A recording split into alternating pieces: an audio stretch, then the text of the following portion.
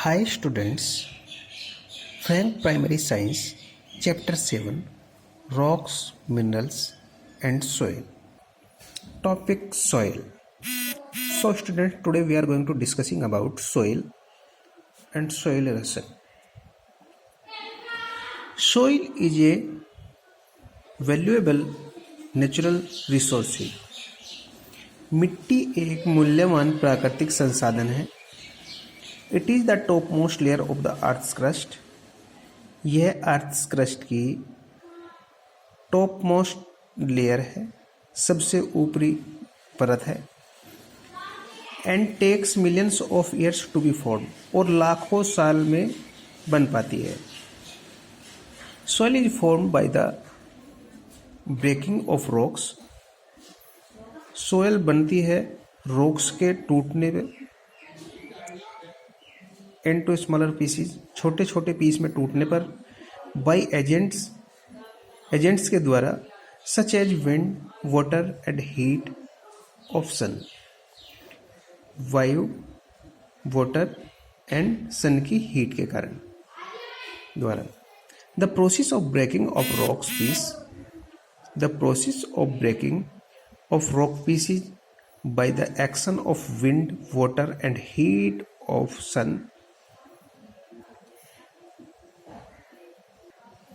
यह जो प्रोसेस है रॉक्स को पीसीज में टूटने का, by the action of wind, water and sun की हीट का जो एक्शन के द्वारा, sun is called weathering of rocks. यह रॉक्स की वेदरिंग कहलाती है. वेदरिंग मीन्स अपक्षय, चट्टानों का अपक्षय कहलाता है. सोयल इरोशन, भू अक्षरण, मिट्टी का कटाव. Due to the action of wind and water, wind and water के एक्शन के कारण soil is carried away from one place to another.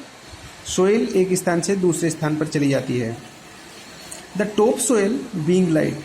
Top soil जो होती है, सबसे ऊपरी जो मिट्टी होती है, बीइंग लाइट, वह हल्की होती है. Is carried away very easily, और आसानी से दूर चली जाती है. This process of carrying away of the soil by natural forces, प्राकृतिक दबाव के कारण यह जो मिट्टी का दूर जाने की जो क्रिया है, is called soil erosion. Soil erosion कहलाती है. Apart from the natural forces,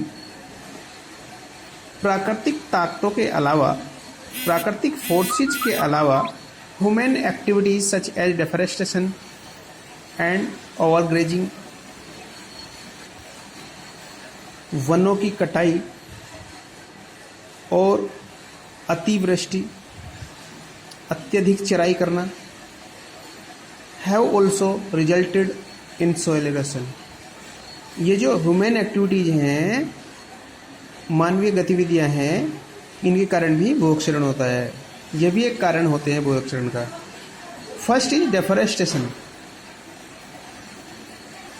वनों की कटाई. Cutting down of trees in large number, बहुत बड़ी संख्या में पेड़ों को कटाई करना, इज कॉल्ड डेफोरेस्टेशन. डेफोरेस्टेशन कहलाता है.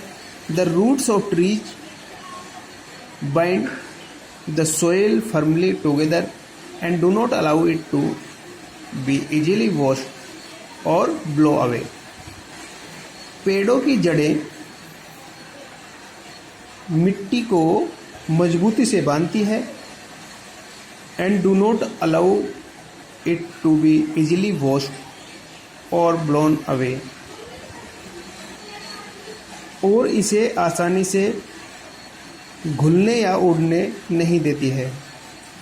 व्हेन ट्रीज आर कट, जब पेड़ कट जाते हैं, there are no root to hold the soil,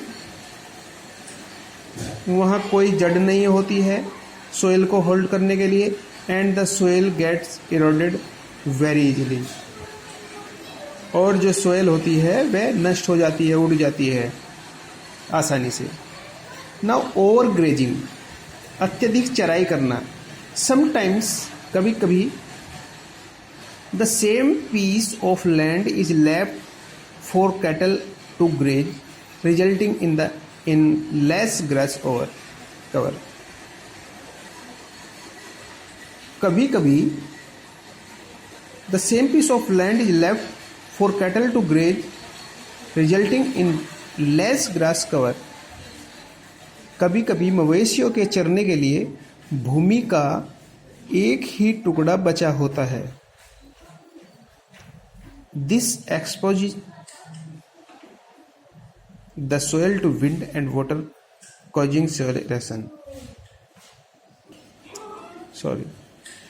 Cattle to graze, resulting in less grass cover, जिसके परिणाम स्वरूप घास कम होती है। This exposes the soil to wind and water, causing soil erosion. यह मिट्टी को हवा और पानी के कारण मिट्टी के कटाव को एक्सपोज करता है। So thanks students, you will note the underlined word for difficult word. First, weathering, deforestation and overgrazing. So thanks students, you will try to understand this topic with the help of this video. Thanks.